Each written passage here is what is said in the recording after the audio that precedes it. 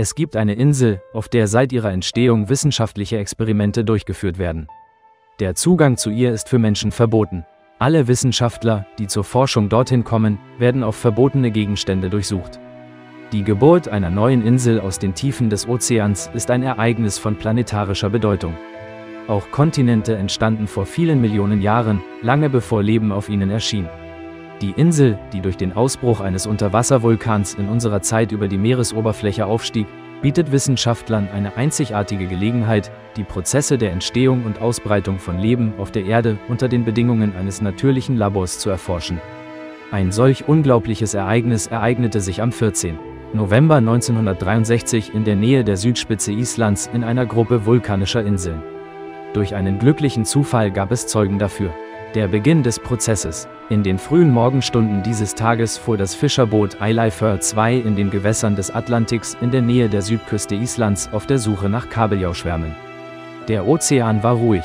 Plötzlich wurde das Schiff von einer Welle getroffen, neigte sich stark und als es das Gleichgewicht wiedererlangte, sahen die Seeleute eine Rauchsäule, die aus der Wasseroberfläche aufstieg. In der Annahme, dass ein anderes Schiff in Not sei, eilte die Besatzung zur Hilfe. Doch als sich die Eilifur 2 der Rauchquelle näherte, wurde klar, dass dort kein Schiff war. Der vermeintliche Brand entpuppte sich als Dampf- und Feuerwolken eines Unterwasservulkanausbruchs. Um der Gefahr zu entgehen, nahm der Kapitän schnell den Rückkurs. So wurden die Fischer Zeugen eines äußerst seltenen Ereignisses, der Geburt einer Insel.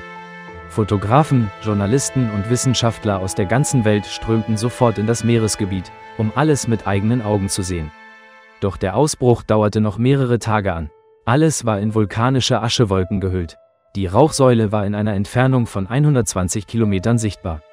Erst Ende November konnte die Insel ausgemacht werden, und Ende Januar 1964 ragte sie bereits 50 Meter über den Meeresspiegel, und ihre Oberfläche betrug 2,5 Quadratkilometer. Durch einen Regierungsbeschluss erhielt sie den Namen Surtsey, zu Ehren von Surtur, dem Herrscher von Muspelheim und dem Anführer der Feuerriesen.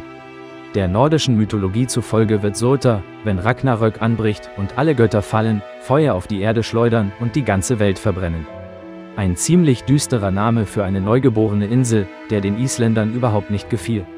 Im Volksmund wurde die Insel nach Elvis Presley benannt, weil ihre Form zu dieser Zeit stark an die Frisur des Königs des Rock, and Roll, erinnerte. Für Wissenschaftler jedoch wurde diese Insel zu einem echten Geschenk.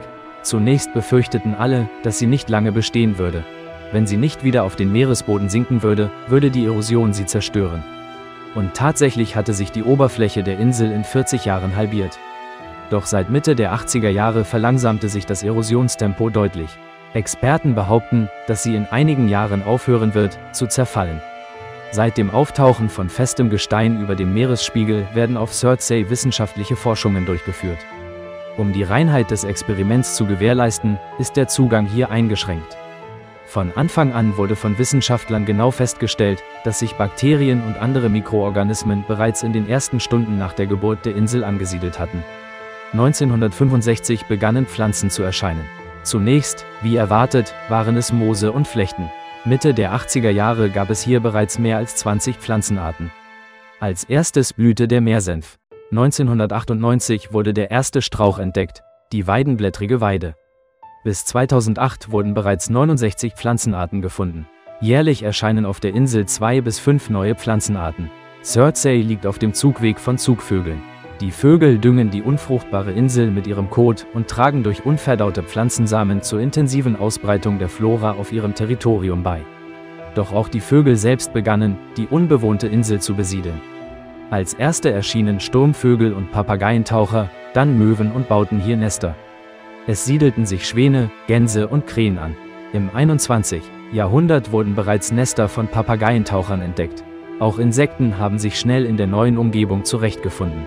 Jetzt gibt es hier viele Würmer, Spinnen, Fliegen, Käfer, Milben und andere kleine Lebewesen. Die Meeresgewässer rundum sind reich an Fisch und Plankton. Surtsey ist nach wie vor unbewohnt für Forscher. Es wurde eine kleine Hütte gebaut, in der sie bei Bedarf übernachten können. Alle, die auf der Insel ankommen, werden sorgfältig durchsucht, um sicherzustellen, dass keine Pflanzen oder Tiere in dieses Ökosystem eingebracht werden. Das Experiment geht weiter. Die Insel Surtsey ist ein weiterer lebendiger Beweis dafür, dass nicht die Erde uns braucht, sondern wir sie. Die Natur braucht keine künstlichen Samen oder die Hand des Menschen, um Leben zu erschaffen. Sie ist mächtig und majestätisch in sich selbst, und wir sind in dieser Welt nur ein Teil von ihr. Liebe Freunde, wenn euch das Video gefallen hat, setzt ein Like und abonniert den Kanal.